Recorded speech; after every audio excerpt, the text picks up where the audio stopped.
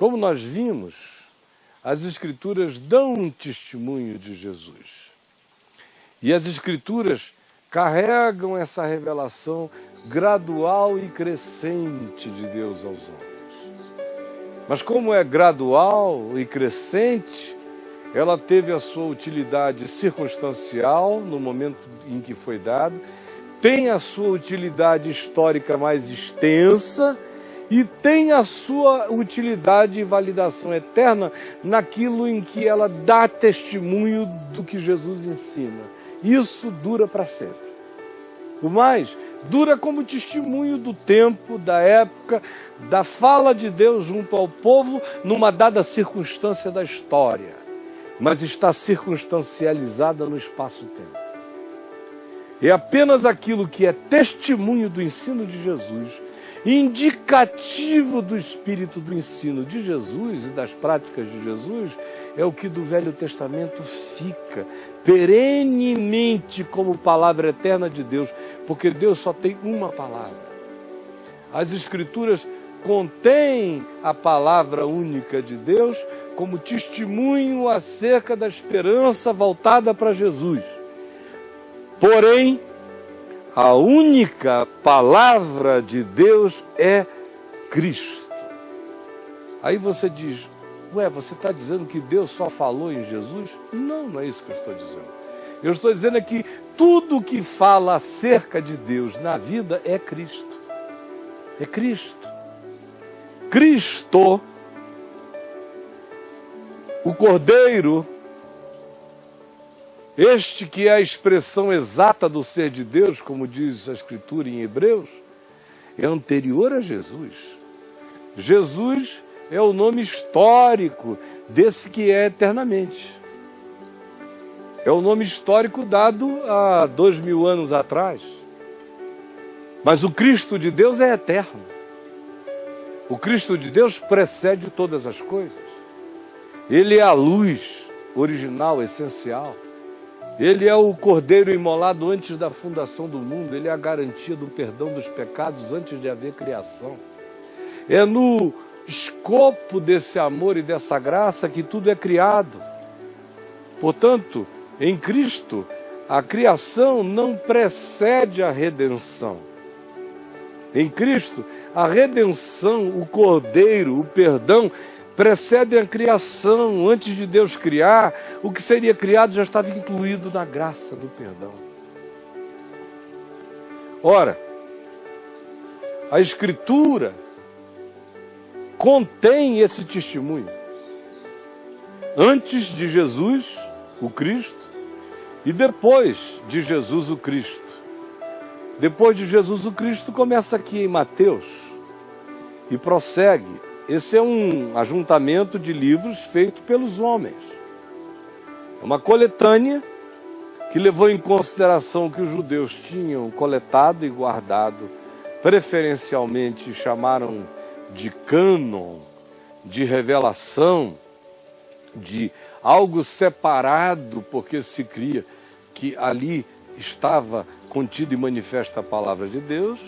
E aqui no Novo Testamento nós temos aquilo que os cristãos, não os apóstolos, reuniram. Os apóstolos escreveram ou falaram, e copistas copiaram, vários deles. Mas a reunião desses livros e cartas e bilhetes que estão aqui, que são considerados inspirados, já foi feita depois.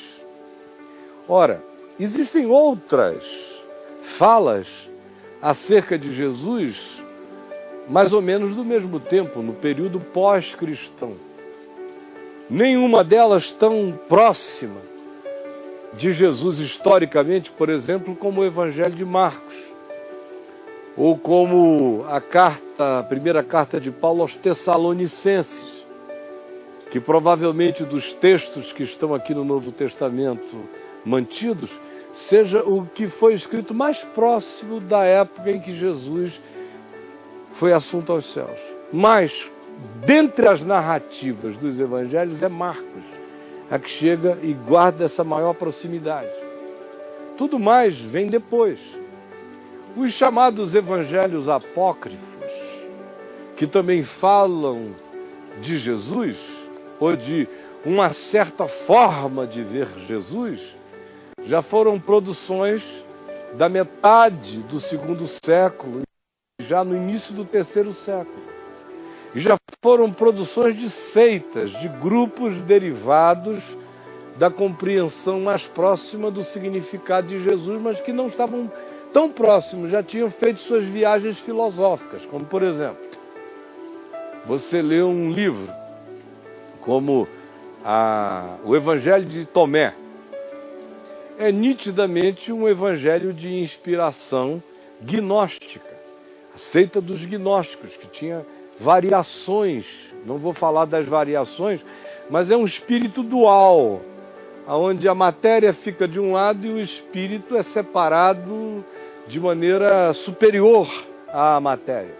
Quando você lê o Evangelho de São Tomé, você vê todos os traços desse tipo de esoterismo, que você não encontra em Mateus, Marcos, Lucas e João. Quando você lê o Evangelho de Maria Madalena, o que ela diz ou o que dela se diz em alguns outros textos apócrifos, você encontra a mesma coisa, traços característicos de certas formas de gnosticismo do final do primeiro para o segundo século, especialmente aquelas expressões de gnosticismo que advogavam uma maior frouxidão, uma maior lassidão na proliferação dos experimentos de relações sexuais entre os irmãos. Por isso, Jesus e Maria Madalena precisam ter uma intimidade e algo que acontece atrás de certos bastidores. Se a gente só pressupõe do lado de fora. Por que eu estou falando isso? Eu estou falando que se você der uma gulgada, aí você vai encontrar um monte de textos apócrifos, vai ler, eu já li praticamente todos eles. Não sinto falta de nenhum deles aqui entre os registros que nós possuímos de Mateus, Marcos, Lucas e João.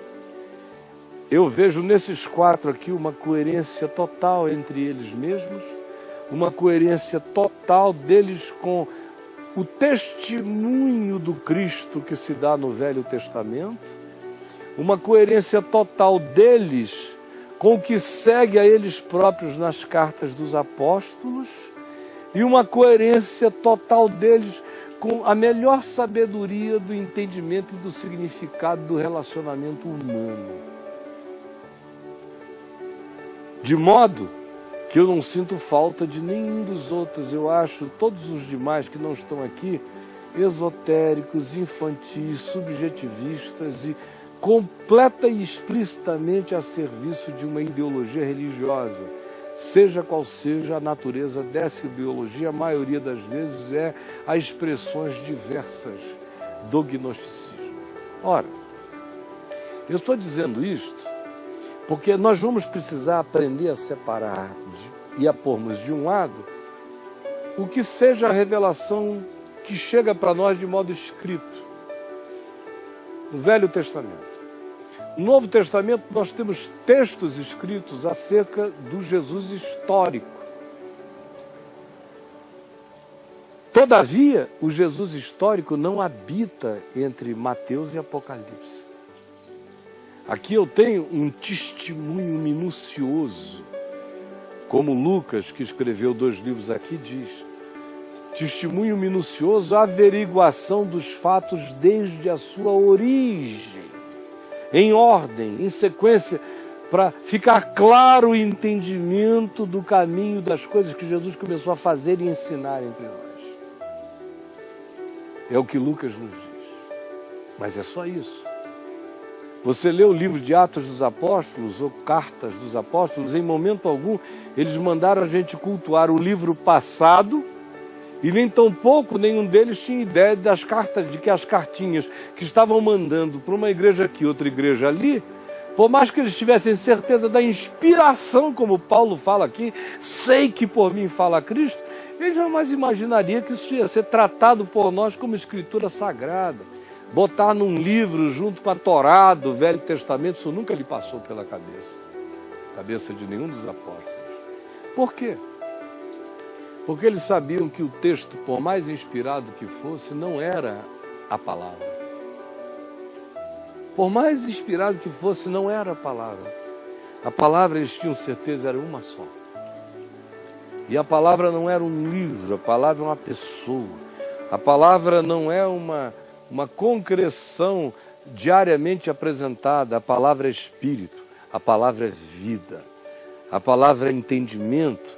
E não é entendimento como filosofia, é um entendimento como pessoa viva, pensando o que já está revelado e dito por Ele mesmo em mim, me habitando. A palavra, portanto, é a pessoa de Jesus, é o Verbo encarnado e é o Verbo que disse: não vos deixarei órfãos, voltarei para vós outros, e nos deu o Espírito, que é a palavra. Ora, João diz, o Espírito e a palavra são um, no seu testemunho com o Pai, com a cruz, com a revelação, com todas as formas e expressões dos gestos de Jesus. Ora, eu quero prosseguir amanhã entrando justamente aí, a partir do fato de Paulo nos dizer que nele Jesus habita corporalmente toda a plenitude da divindade, e também do escritor de Hebreus nos dizer que ele é a expressão exata do ser de Deus. Ele. As demais coisas, Deus falou outrora por elas. Hoje nos fala pelo Filho, que é a expressão exata do ser de Deus.